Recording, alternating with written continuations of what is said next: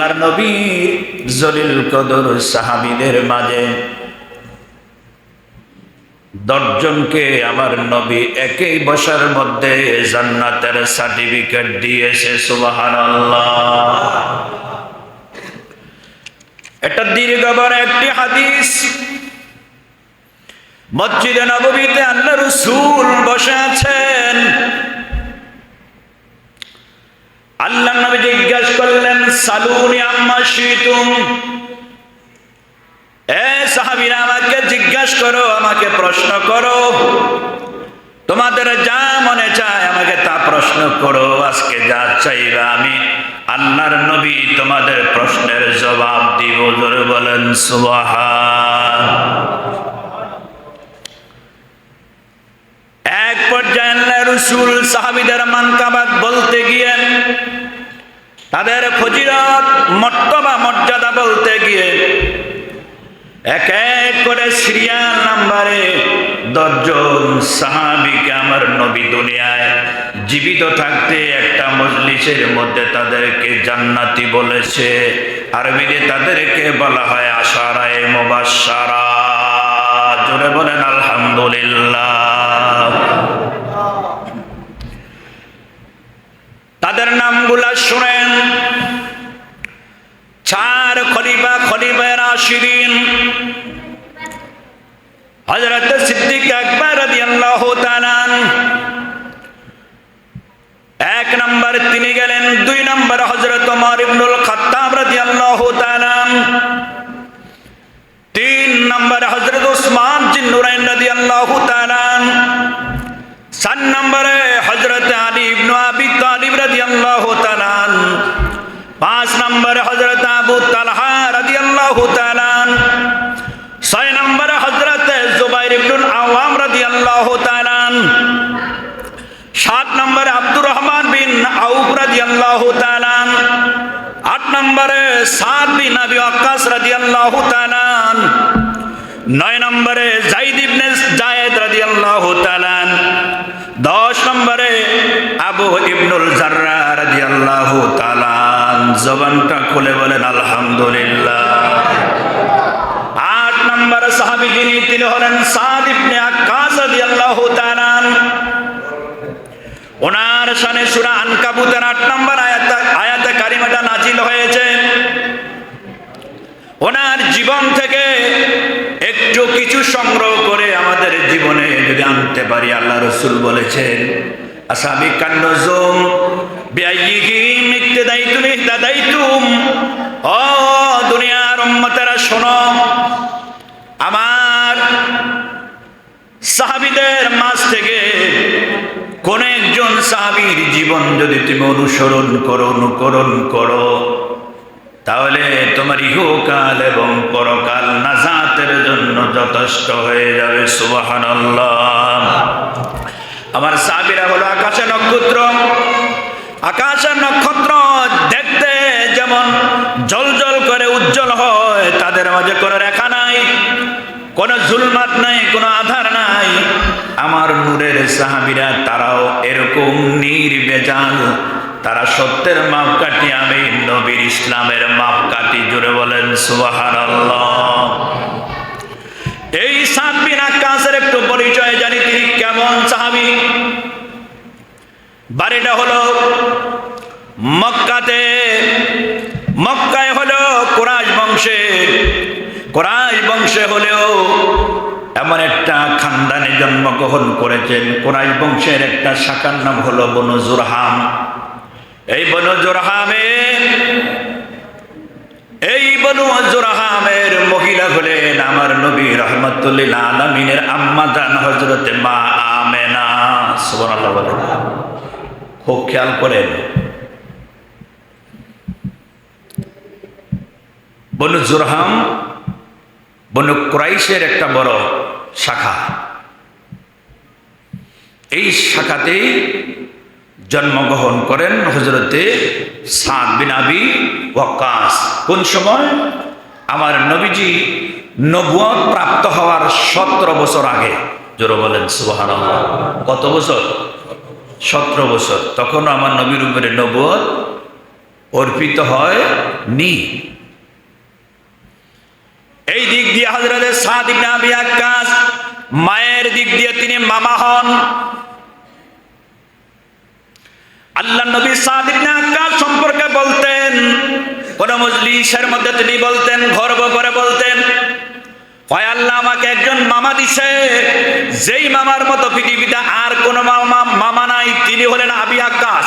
সুবহানাল্লাহ। তিনি হলেন সাদ বিন আবি ওয়াক্কাস। তিনি গর্ব করে বলতেন, তিনি হলেন আমার মার ভাই, আমি রাহমাতুল লিল আলামিনের মামা। সুবহানাল্লাহ বলেন। এই সাদ বিন আবি ওয়াক্কাস রাদিয়াল্লাহু তাআলা ইসলাম ধর্ম যারা গ্রহণ করেছে তাদের মাঝে 3 নম্বর মুসলমান হলেন তিনি। আল্লাহর নবীর পরিবারের বাহিরে মা খাদিজাতুল কুবরা আগে, এরপরে সিরিয়াল ভাবে 3 নম্বরে হযরতে সাদ বিন আবি ওয়াক্কাস। সাদ বিন আবি ওয়াক্কাস যখন ইসলাম ধর্ম গ্রহণ করলেন, তিনার আব্বা সাহাবী হয়েছিলেন, তিনার আম্মাও পরবর্তীতে ইসলাম ধর্ম গ্রহণ করেছে, কিন্তু সাদ বিন আবি ওয়াক্কাস যখন ইসলাম ধর্ম গ্রহণ করলেন, ওনার আম্মা জান এটা মেনে নিতে পারলেন না। কারণ এই জন্য মানতে পারলেন না, কারণ তিনি তো মুশরিকের পূজা করেন, তিনি তো পত্তলিকার পূজা করেন। সাদ বিন আবি ওয়াক্কাস ইসলাম ধর্ম গ্রহণ করে ফেললেন, খবরটা জানলেন। জানার পরে জিজ্ঞাসা করলেন, সাদ তুমি নাকি ইসলাম ধর্ম গ্রহণ করেছ? হ মা, আমি ইসলাম ধর্ম গ্রহণ করেছি। তিনি রাগ হয়ে গেলেন, বললেন, এ বেটা, হয় তুমি মুহাম্মদের ধর্ম ত্যাগ করবা, নয়তো আমি আজকে থেকে খানা বন্ধ করে দিলাম, আমি রোদে পড়বো, মেঘে ভিজবো, আমি ঘরে যাব না, আমি খাওয়া বন্ধ করে দিলাম, খানা নেই খেয়ে প্রয়োজন আমি মরে যাব। সাদ বিন আবি ওয়াক্কাস বিপদের মধ্যে পড়ে গেলেন, কি করবেন? এইদিকে আল্লাহ রাসূলের মহব্বত, এইদিকে মায়ের মহব্বত। মানকাবাতের সাদ ইবনে ওয়াক্কাসের মধ্যে আসছে। সাদ বিন আবি ওয়াক্কাস তিনি তিনার মাকে এত বেশি ভালোবাসতেন। প্রত্যেকটা সন্তানই মাকে ভালোবাসে, মাকে সন্তানকে বেশি ভালোবাসে। এটাই চিরাচরিত নিয়ম, এটাই স্বভাবজাত নিয়ম, এটা প্রাকৃতির বিধান, আল্লাহর দেওয়া নিয়ামত। সাদ বিন আবি ওয়াক্কাস মার ভালোবাসা, অপরদিকে আল্লাহ রাসূলের ভালোবাসা। মা বলতেছে, সাদ রে, মুহাম্মদের ধর্ম যদি তুমি ছেড়ে না দাও রে সাদ, আমি আজকে থেকে খানা বন্ধ করে দিলাম, আমি না খেয়ে প্রয়োজনে মরে যাব, কিন্তু তোমাকে মুহাম্মদের ধর্ম ছেড়ে দিতে হবে। জোরে বলেন আল্লাহু আকবার। সাদ বিন ওয়াক্কাস নিরুপায় হয়ে গেলেন। কোরআন আল্লাহ নাজিল করে দিলেন সাথে সাথে।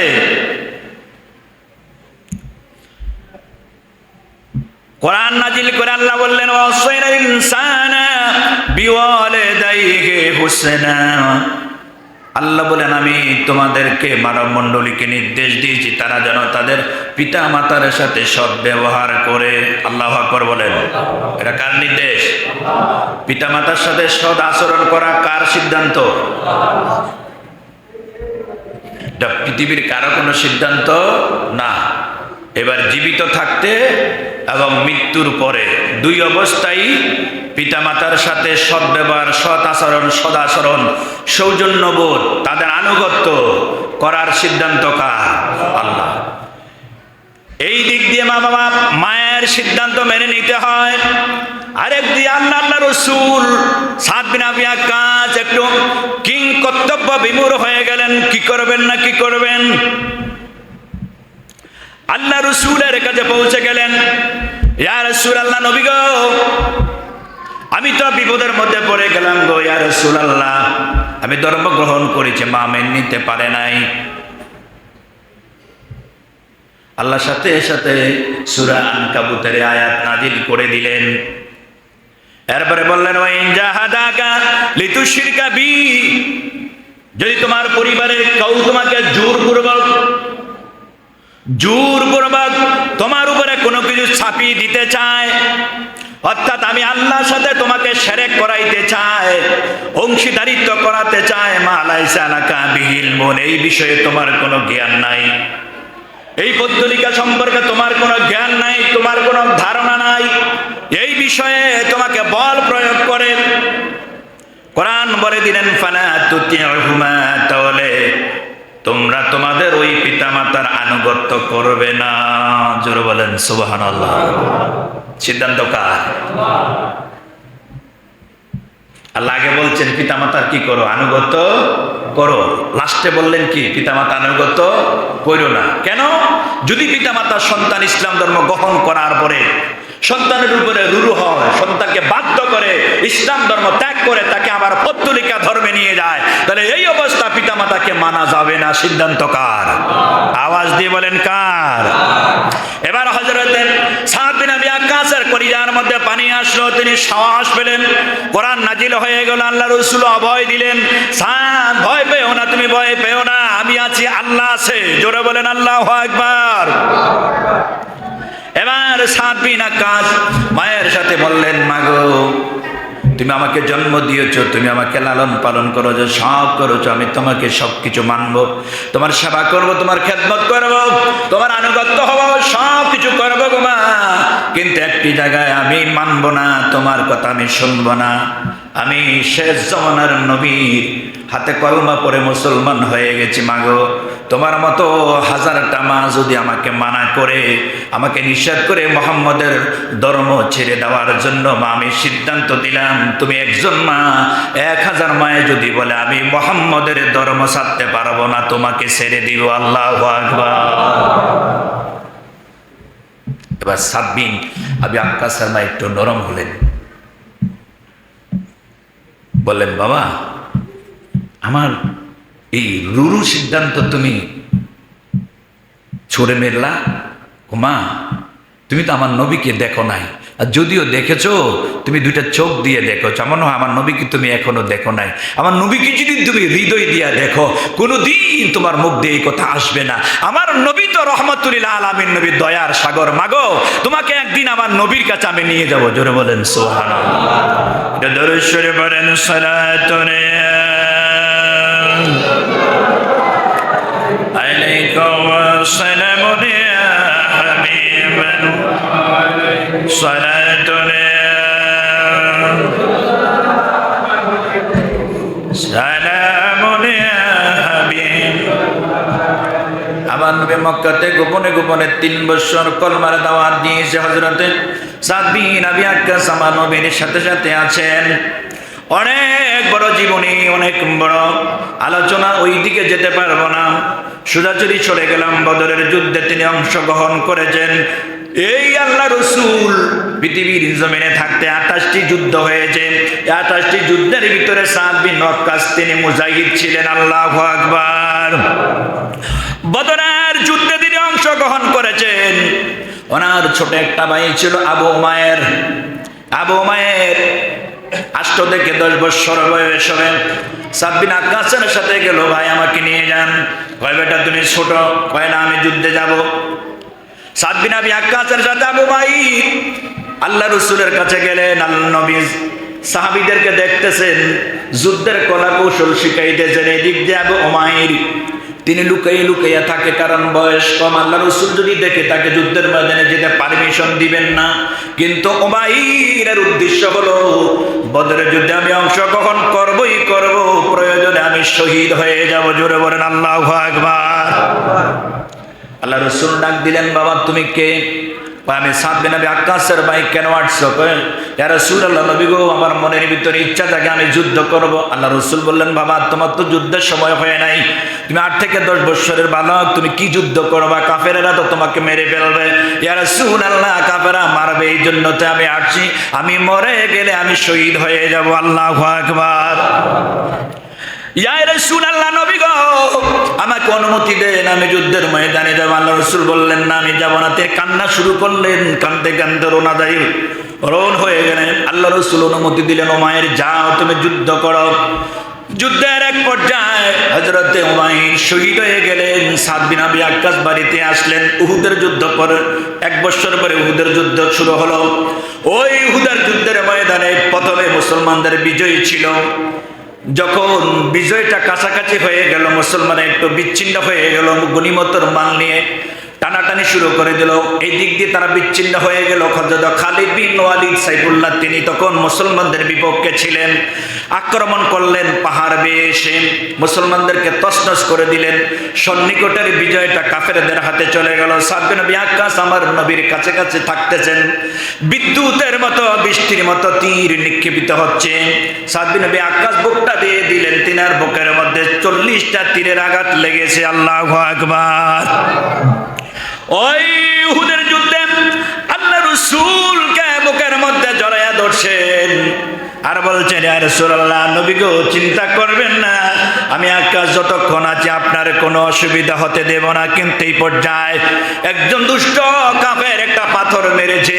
পাথরটা আল্লাহ রাসূলের দাঁত মোবারকের মধ্যে, উপরের মারি মোবারকের মধ্যে পড়লো। সাথে সাথে দুটি দন্দান মোবারক আমার শহীদ হয়ে গেল। আল্লাহর নবীর জোরে বলেন আল্লাহু আকবার। এটা আরেক দিকের আলোচনা। সাদ বিন আবি ওয়াক্কাস তিনি জলিল কদর সাহাবী, তিনি 4 জন খোলাফায়ে রাশিদিনের জামানা তিনি পেয়েছেন। মক্কা 8ম হিজরি যখন হলো, 8ম হিজরিতে মক্কা বিজয় হলো। হযরতে সাদ বিন আবি ওয়াক্কাস মক্কায় আসার পরে অসুস্থ হয়ে গেলেন। তখন তিনার বয়স ছিল মাত্র 30 বছর। খুব বেশি অসুস্থ হয়ে গেলেন। আল্লাহ নবী দেখতে গেলেন, মাথার মধ্যে হাত রেখে বললেন, সাদ তুমি কি চাও? ইয়া রাসূলুল্লাহ, নবী গো, আমি মক্কা থেকে হিজরত করে মদিনায় গিয়েছি। আমি আশা করছিলাম মদিনায় থাকব, আমি মদিনায় শেষ জীবন যাপন করব এবং আমার কবরটা হবে রিয়াজুল জান্নাতে, মদিনাতুল মুনাওয়ারাতে। জোরে বলেন আল্লাহু আকবার। হুজুর গো, আমি তো অসুস্থ হয়ে গেলাম, ইয়া রাসূলুল্লাহ, আমার অনেক সম্পদ আছে, আমি এগুলা কি করব? আমার মাত্র একটা মেয়ে আছে। আল্লাহ রাসূল বললেন, এ সাদ বিন আবি ওয়াক্কাস, তুমি বিচলিত হইও না, আমি তোমার জন্য দোয়া করতেছি, আমি তোমার জন্য দোয়া করতেছি। তবে তোমার যে সম্পদগুলো আছে, এই সম্পদগুলোকে তুমি কি করতে চাও? হুজুর, প্রয়োজনে আমি 2/3 আমি ইসলামের জন্য দিয়ে দিব। আল্লাহ রাসূল বললেন না। তাহলে ইয়া রাসূলুল্লাহ, আমি 1/3 দিব। আল্লাহ রাসূল বললেন না। তাহলে হুজুর আমি কি করব? আল্লাহ রাসূল বললেন, এতটুকু পরিমাণ দিয়ে দাও, যতটুকু থাকলে তোমার সন্তানেরা কারো কাছে হাত পাততে না হয়, তারা যেন সচ্ছলভাবে চলতে পারে, এতটুকু দায়িত্ব মাতা পিতার উপরে। জোরে কোন আল্লাহু আকবার।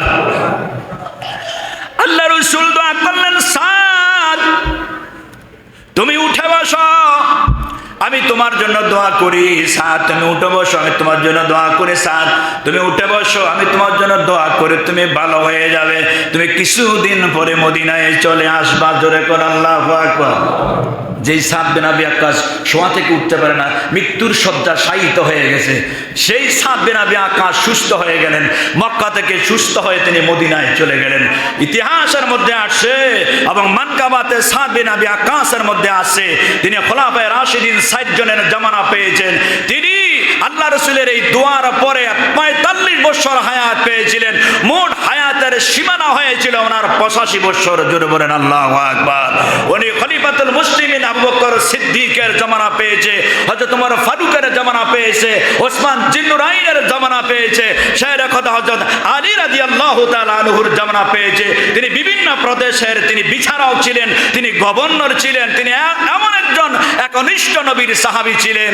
তিনার ইন্তেকালের পূর্বের ঘটনাটা একটু শুনেন। দরুদ শরীফ বলেন আল্লাহুম্মা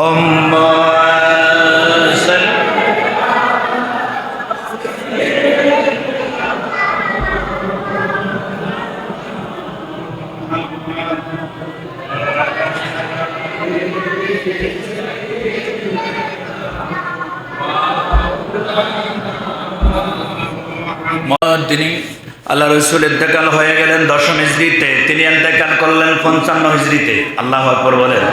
আমার নবীজির আগে না পরে? কত পরে বলেন না? 10 আর 55 তলে 45 বছর পরে উনি ইন্তেকাল করেছেন।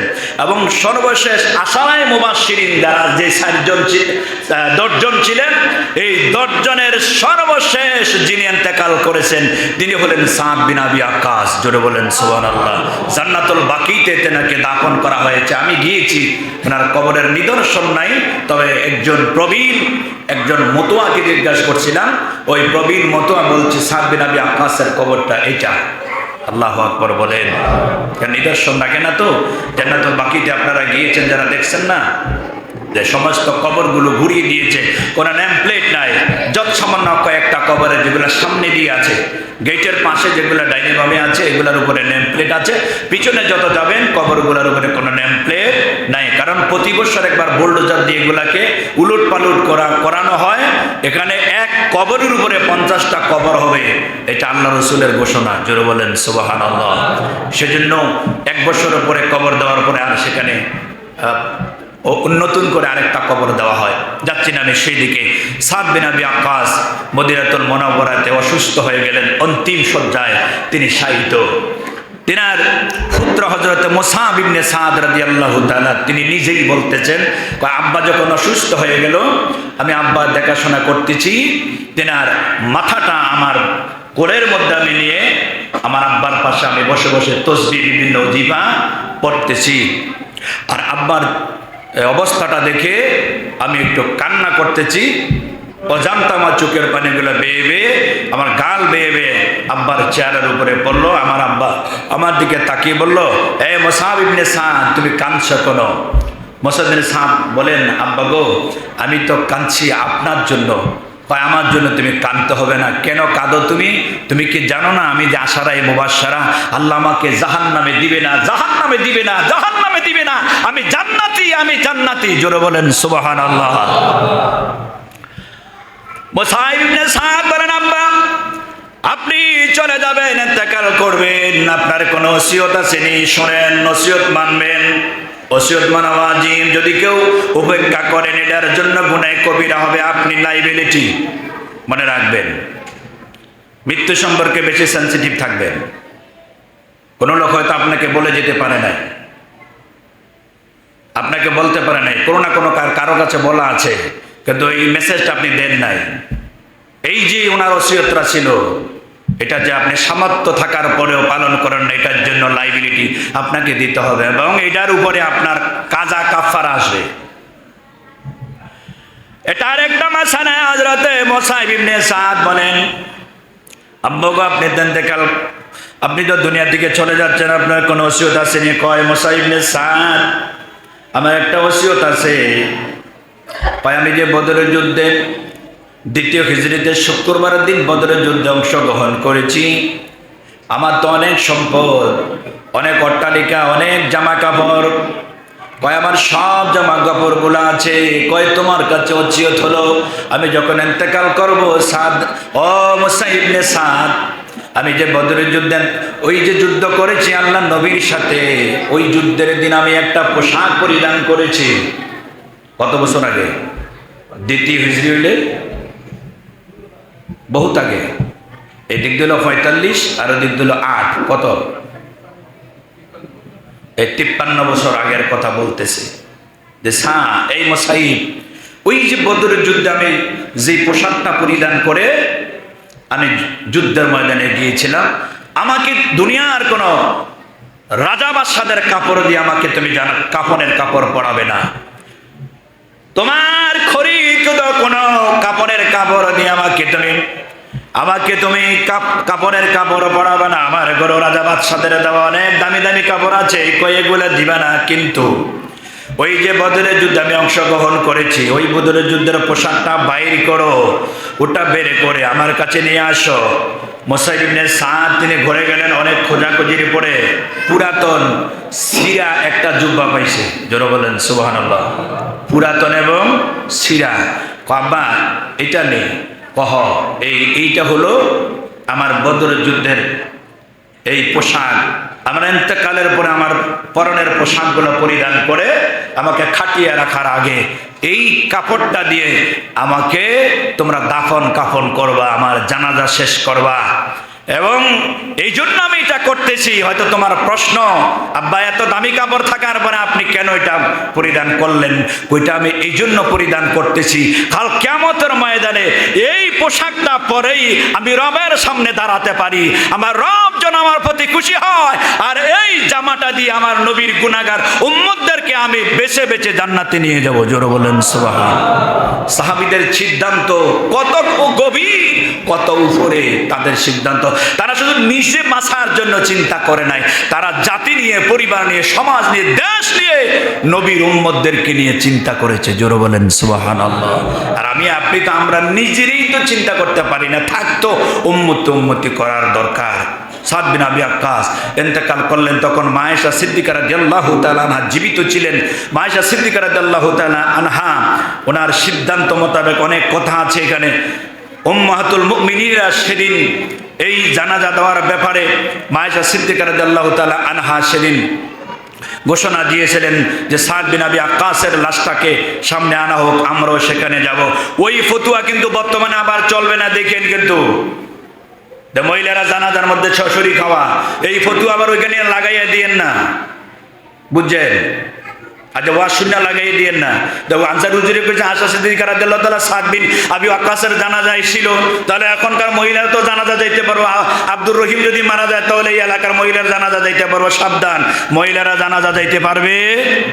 জানেন তো এটা মাসালা, মহিলাদের জন্য কোনো জানাজা নাই, আজান নাই, ইকামত নাই, ইমামতি নাই, এগুলো তাদের জন্য হারাম। তো আল্লাহ রাব্বুল আলামিন এই যে সাদ বিন আবি ওয়াক্কাসের জীবনী অল্প একটু আপনাদের কাছে বলেছি। ওনার যেই খেদমত, উনি কাদিসিয়ার যুদ্ধের নেতৃত্ব দিয়েছে। কাদিসিয়ারা হলো কারা? ওরা অনেক বড় এক বিশাল শক্তিশালী সম্প্রদায়। এই সম্প্রদায়ের বিরুদ্ধে তিনি যুদ্ধ করেছেন ইরানে, এখনকার ইরান না, তখনকার ইরান। তখন ওই যে আমির খুসরু নামে বড় একজন রাজা বাদশাহ ছিলেন, ওই সেই জমানার বড় বড় কাফেরদের সাথে সাদ বিন আবি ওয়াক্কাসের নেতৃত্বে দজলা নদী পার হয়ে ইরানের ওই সৈনিকেরা সেদিন ব্রিজ ভেঙে ফেলেছিল।